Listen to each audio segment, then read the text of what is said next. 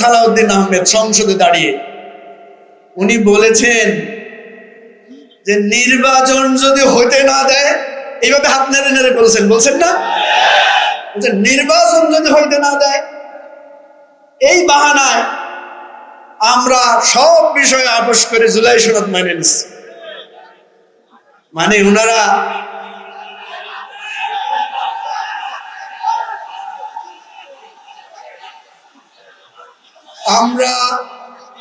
আমরা চিনতাম বিএনপিকে,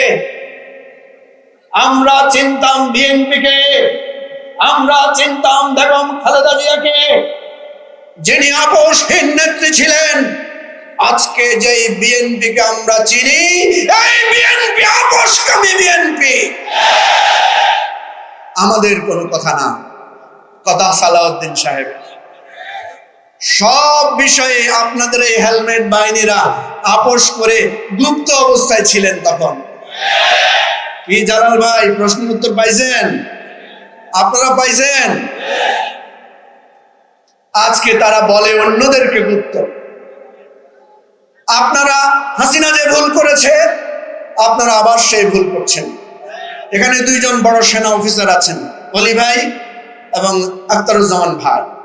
আমাদের সেনাবাহিনীতে মানে কি বলে এটাকে, গেরিলা বাহিনী তৈরি করে না? ট্যাঙ্ক গুলোতে দেখবেন উপর দিয়ে গাছপালা দিয়ে রাখে, যাতে বোঝা যায় এটা কোনো ট্যাঙ্ক না, এটা একটা জঙ্গল। আছে কি না কৌশল? Camouflage is a strategy of war.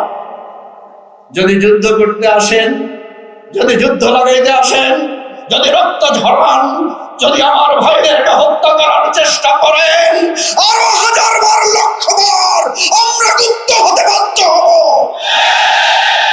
গুপ্ত হওয়া কোনো অন্যায় নয়। পরিস্থিতির কারণে যদি আপনি অস্ত্র হাতে তুলে নেন, যদি আপনি রক্ত ঝরান, যদি আপনি আবু সাঈদ মুগ্ধের মতো মায়ের বুক খালি করার চেষ্টা করেন, সকল কৌশল গ্রহণ করা আমাদের সবার জন্য বৈধ। প্রিয় ভাই বোনেরা, একটা বিষয়ে দৃষ্টি আকর্ষণ করতে চাই। বেনজির